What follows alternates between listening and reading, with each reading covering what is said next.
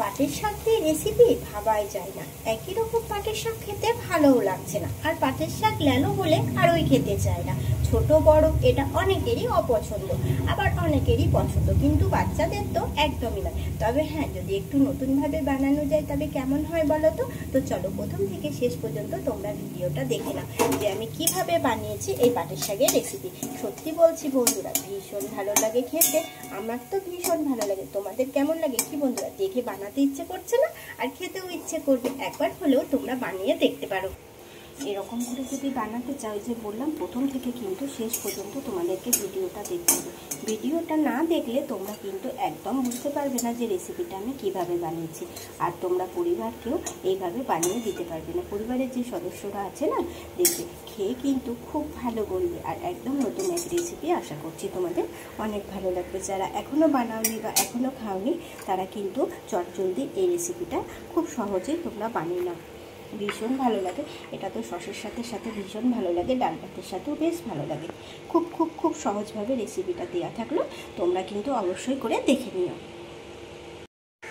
অনেকে তো অনেক রেসিপি খেয়েছো, এই জিনিসটা একবার বানিয়ে দেখো, আশা করছি তোমাদের অনেক ভালো লাগবে। দেখো কি জিনিস বানাচ্ছি, তোমরা প্রথম থেকে শেষ পর্যন্ত ভিডিওটা দেখতে থাকো। দেখো এখানে মসুর ডাল আমি ছিবড়ে করে বেটে নিচ্ছি। এখানে নিয়ে নিচ্ছি হচ্ছে লবণ, পরিমাণ মতন লবণ নিয়ে নিলাম। আর নিয়ে নেব হচ্ছে হলুদ গুঁড়ো। তো কি রেসিপি বানাচ্ছি দেখবে কিন্তু প্রথম থেকে শেষ পর্যন্ত। দেখো এখানে নিয়ে নিচ্ছি পরিমাণ মতো হলুদ গুঁড়ো।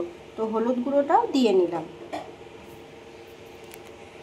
এবার হচ্ছে দিয়ে নেব কি, যেটা বললাম যে প্রথম থেকে শেষ পর্যন্ত না দেখলে বুঝতে পারবে না। দেখো এখানে নিয়ে নিয়েছি পাটের শাক, যে লাল পাটের শাকটা হয় সেটাই কিন্তু নিয়েছি, দড়ি পাটেরটা একদম নয়।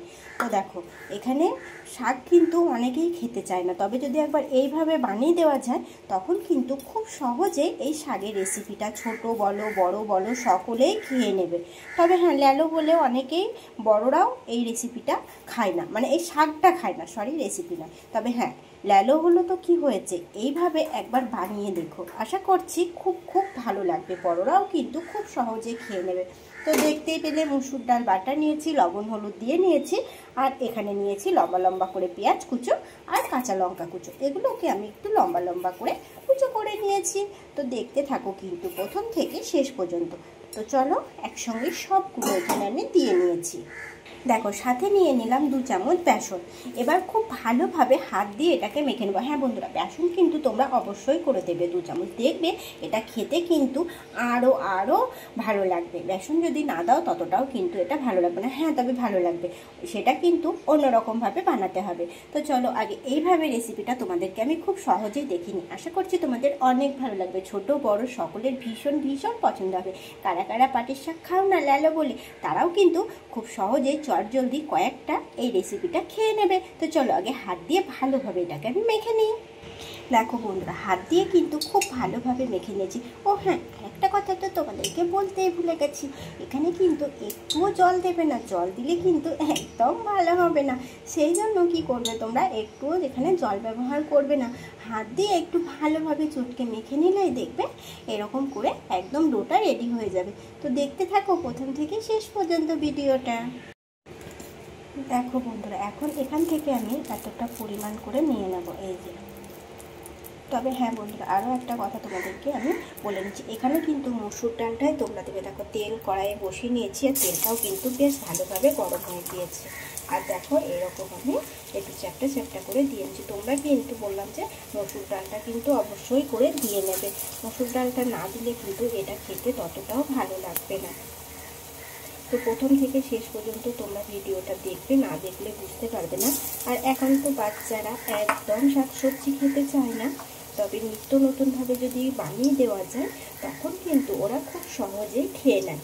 তো এইভাবে তোমরা একবার বানিয়ে দিয়ে দেখো। আর এটা যেহেতু একটু ল্যালো জিনিস, সেই জন্য তো আরোই পছন্দ করে না। তবে একবার এইভাবে যদি বানিয়ে দেওয়া যায় তখন কিন্তু খুব সহজেই ওরা খেয়ে নেয়। আমি কিন্তু এরকম মাঝে মধ্যেই বানাই, খেতে খুব ভালো লাগে। তোমরা একবার হলে বানিয়ে দেখতে পারো, আশা করছি অনেক ভালো লাগবে। তবে হ্যাঁ, গ্যাসের আঁচটাকে একটু কমিয়ে এরকম মুচমুচে লাল লাল করে ভেজে নিতে হবে। উল্টে পাল্টে এগুলোকে বারবার লাল লাল করে ভাজতে হবে, কিন্তু এইভাবে বারবার উল্টে পাল্টে দিতে হবে। যে একভাবে এক সাইডটা তৈরি করে নেওয়ার পরে আবার উল্টে দেবে, তা করতে গেলে কিন্তু দেখো ভেতর অবধি এগুলো ভালোভাবে রেডি হয় না। আর খুন্তি দিয়ে একটু এইভাবে একটু চেপে চেপে দেবে, এতে করে আর একটু বড়ও হবে আর ভেতর অবধি জিনিসটা খুব ভালোভাবে ভাজা হয়। এইভাবে একটু খুন্তি দিয়ে চেপে চেপে দিলে না ভেতর অবধি খুব সুন্দরভাবে ভাজা হয়। তো চলো এখন আমি এগুলোকে ঠিক এইভাবে ভেজে নেব। দেখো ওখানে আমি 4টে দিয়ে নিয়েছি, এখানে আরও 4টে হবে, সেই মতো আমি এখানে দেখো এই যে ভাগ ভাগ করে রেখে দিয়েছি। তবে হ্যাঁ বন্ধুরা, একটা জিনিস তোমাদেরকে আমার জানাতে খুব ইচ্ছে করছে আর তোমাদের থেকে জানতে ইচ্ছে করছে, এইভাবে কি তোমরা কোনোদিনও পাটের শাকের রেসিপিটা বানিয়েছো? এটা জানাতে ইচ্ছে করছিল ভীষণ, বলে দিয়েছি। আর আমার জানতে ইচ্ছে করছে, তোমরা যদি বানিয়ে থাকো আমাকে কিন্তু কমেন্টে অবশ্যই করে জানাবে যে তোমরা কিভাবে বানাও। পাটের শাক তো আমি অনেকভাবেই বানাই, অনেকভাবেই রেডি করি, তোমাদেরকে এটা দেখিয়ে নিলাম। আর স্বাভাবিক যেটা সবাই পাটের শাকটা খায় সেইভাবে তো অনেকেই পছন্দ করে। তবে নতুন নতুন কি তোমরা পাটের শাকের আরও রেসিপি দেখতে চাও? তো আমাকে কমেন্টে জানাবে, তাহলে আমি তোমাদেরকে আরও নতুন নতুনভাবে রেসিপি বানিয়ে দেখিয়ে নেব। আর ভালো লাগলে কিন্তু লাইক কমেন্ট করো বন্ধুরা। এদিকে এগুলো কিন্তু আমি উল্টে পাল্টে বেশ লাল লাল করে ভেজে নিয়েছি। তো চলো এখন এগুলোকে উঠিয়ে নেব, আর যেগুলো আছে সেগুলো ঠিক একইভাবে লাল লাল করে ভেজে তুলে নেব। দেখো দেখতে কিন্তু ভীষণ সুন্দর, খেতে যা লাগে না ভীষণ ভীষণ ভালো লাগে এগুলো খেতে। তেল থেকে দেখো উঠিয়ে নিচ্ছি, দেখতে কিন্তু খুব ভালো লাগছে। কি বন্ধুরা, ভালো লাগছে না? ভীষণ ভালো লাগছে, বললাম যে খেতেও কিন্তু ভীষণ ভালো লাগে। তো দেখো আবারও তেল কিন্তু অনেকটাই থেকে গেছে, আবারও হচ্ছে আমি দিয়ে নিচ্ছি। দেখো এই দেখো তেলটা কিন্তু বেশ ভালোই গরম হয়ে আছে। যেহেতু ওগুলো উঠিয়ে নিয়েছি, তারপরে গ্যাসটা কিন্তু কমানোই আছে, তারপরেও দেখো তেলটা বেশ ভালোভাবে গরম হয়েছে। তো চলো আবারও ঠিক একইভাবে আমি দিয়ে নিচ্ছি, তোমরাও ঠিক এইভাবেই দিয়ে নেবে। আর একবার বানিয়ে দাও, ছোট থেকে বড় সকলে কিন্তু আঙুল চেটে পুটে খেয়ে নেবে।